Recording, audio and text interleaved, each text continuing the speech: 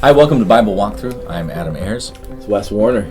And today for you we have a very strange passage. There are some things that are mysteries. There's just not enough information, and I think this passage is one of them. It's puzzled people for thousands of years. It's spawned much speculation in biblical literature and non-biblical literature. And even today, fantasy games and various kinds of literatures still play with the themes just cast out here in this book of Genesis. Yep. Genesis chapter 6, starting at verse 1.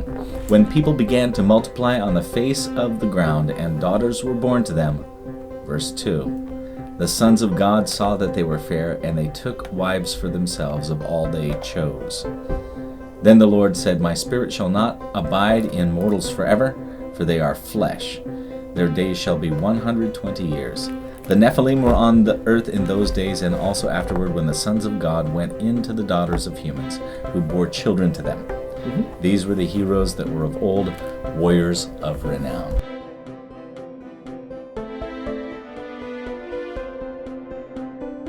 This is a very problematic passage for many, because this idea that A, there are these beings called sons of God, and B, that there could be some sort of interaction between them and women, the daughters of men. And there is a distinction clearly made there, and that would produce basically super people, X-Men, right? Genetic mutants that are greater than human. Yep. The passage, no one knows exactly what Nephilim means. However, we get a hint of it a little bit later on in Numbers, when the spies go into the land. No, I'll repeat that. When the spies go into the land, we get a hint. We get a hint of it in Numbers, when the spies go into the land. And there are two statements that really stand out. This is Numbers chapter 13, verse 28. Yet the people who live in the land are strong, and the towns are fortified and very large. And besides, we saw the descendants of Anak there. Now, the Anakim are the giants. Goliath is an Anak.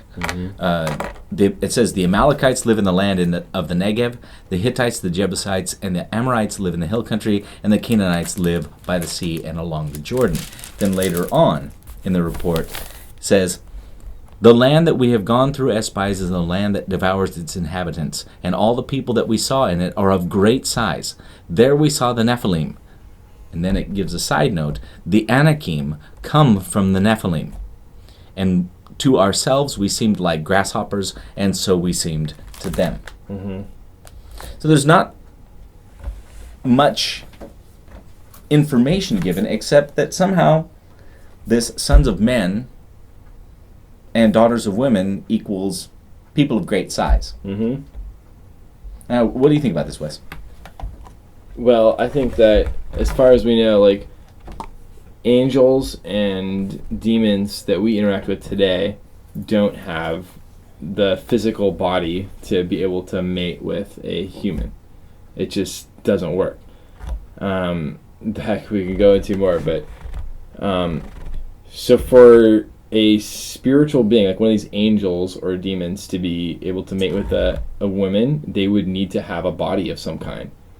So the way I see it, like, back then, there were angels that God made on earth that actually had physical bodies. And I think he put those down here to do certain tasks, like when Adam was driven out of the Garden of Eden. It says he put a cherubim with a sword flaming to guard the way to the tree of life.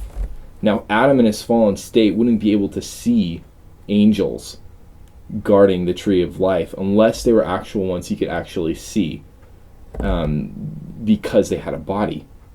Other examples that people find would be throughout history, like different civilizations that would have advanced technology because of a certain deity or figure within that culture teaching them things. And this is what the book of Enoch talks about as well, which is a problematic book, but it is quoted by Jude specifically about angels who did not keep their own position but left their proper dwelling, and he has kept in eternal chains in the deepest darkness for the judgment of the great day. And I think that is a reference to a certain type of angel he created on earth that left their domain, and that's why he has them in chains underground. Jude is also the book that quotes the book of Enoch that goes into more detail on that topic of angels that taught humans how to do witchcraft and created giants through their mating with women and stuff like that. So it's in that theme that Jude is bringing up there, and that is one of the ways that all that esoteric and even like alien conspiracy theories and stuff like that are built upon. But some people even take that as evidence that Melchizedek, where did he come from? Why is he called the King of Righteousness? Why did he know all this stuff? Why did he teach Abraham how to do how to tithe and how to worship and stuff like that? Where did he come from? Well, one explanation is that he was an angel that God put on earth with a physical body, and he was one of those angels who was doing what he was supposed to do. Where did mankind learn how to grow crops or make fires or something? Like, well, maybe God put those angels here on earth to teach us how to do those things so we could survive after we left Eden. It's pretty tough to do that. I think it makes sense to me, but like Adam says, there is not a lot within the scriptures to really take a hard stance on this. So no. And a lot of the argument that's out there centers or sits upon the interpretation of what it means, the sons of God. These, B'nai Elohim. Yeah. In Hebrew Bible, the term is used of these hosts before Yahweh's throne, particularly in Job. It says at the beginning of Job, there came a day when the sons of God were presenting themselves before God, and among them was Satan. Okay? Exactly. So apparently, in the Hebrew Bible's depiction, the sons of God are these divine beings who have interaction with the things of earth, because God does ask Satan, where have you come from and what have you been doing? And he says, I've been walking to and fro upon the earth among the sons of men. Yeah. And God asks him, have you noticed Job? Job is another topic for us. But apparently these sons of God are divine beings of some sort.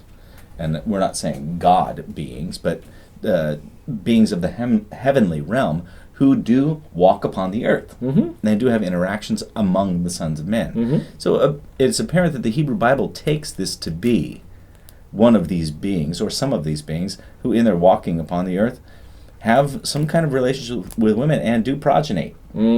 Yeah. And I think the burden of proof then lies upon us to say, why could that not be? Yeah. And if that did happen, and they did survive until the Israelites came into the land, and if there were holdouts, the few like Goliath, apparently they aren't well received. Oh, yeah. Although they are great ones.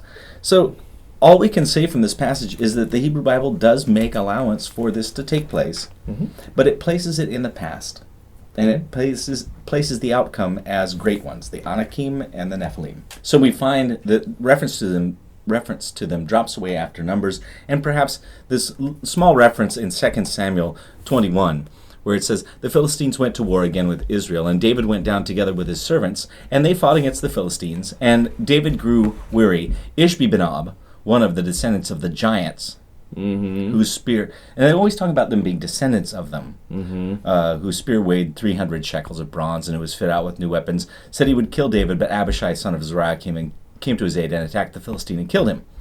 And again, later on it says, in verse 18, after this, a battle took place with the Philistines at Gob, and then Sibbecai the Hushathite killed Saph, who was one of the descendants of the giants. Then there was another battle with the Philistines at Gob, and Elhanan, son of Joregim, the Bethlehemite, killed Goliath the Gittite. Mm-hmm. Now, that's problematic because the death of Goliath the Gittite is ascribed to David elsewhere. Yeah. But these great men, warriors, are listed here. There are a number of them. And it says in verse 20, there was again a war at Gath, and there was a man of great size who had 6 fingers on each hand, 6 toes on each foot, 24 in number, and he too was descended from the giants. And when he taunted Israel, Jonathan, son of David's brother, Shimei, killed him. These 4 were descended from the giants in Gath. They fell by the hands of David and his servants. That's pretty much the last mention of them in Bible, in Hebrew Bible. So whatever it is, whatever the situation is, and whatever progeny came from it, are in the distant mists of the past. Mm-hmm. And I think it's a very interesting point that you have. What would prevent angels from having physical bodies? There's nothing that would say this is only. I mean, people will quote Hebrews. He makes his ministers spirits and his angels a flame of fire. Right. Well, that's We have true, but spirits. exactly. Yeah. It doesn't mean that they are solely spirit. Right. And if we have the action of Satan as one of the sons of God, it says in Job, on the earth, creating problems for Job. Apparently, there's a capacity to interact, at least to create death or plagues or anything else. We know that angels do have effect on humans. I don't know if there's a kind of cloning involved that went awry, or they thought they could do better, or if it was physical relations. Who knows? But we do know it is totally offensive to God. Totally offensive to A God. disruption of his image in people. Yes, so Yeah. much so that in the next chapter he wipes out Exactly. all the people on the earth. Exactly. And the question that tickles of my mind Yeah. is if it says that in the earth he destroys everybody but Noah's family. Right. How did the Anakim come back? Yeah. That is a good question. Where did those descendants come from? And it makes me wonder if they really were the sons of the Nephilim, or if it was just like, oh, those guys are big. Maybe they're the sons of the Nephilim based on these stories we heard from the past or something. If they're still the same thing or not, I don't know. Those There's are no way not to tell. conclusive. Yeah, There's it's no way very to tell. interesting. Yeah. Did they see these great people and say they must be born? It's those of-" people from before. Yes, it's the great ones from before. I know. Who knows? Was it attributive or was it derivative? Right. Yeah. Don't know, and there's not enough data to tell. So, but that's your walkthrough. You can wonder at the Bible just as much as we are. I love it. All right. Thank you for tuning in to Bible Walkthrough. I'm Adam Ayers, Wes Warner. and we will see you next text and next time on Bible Walkthrough.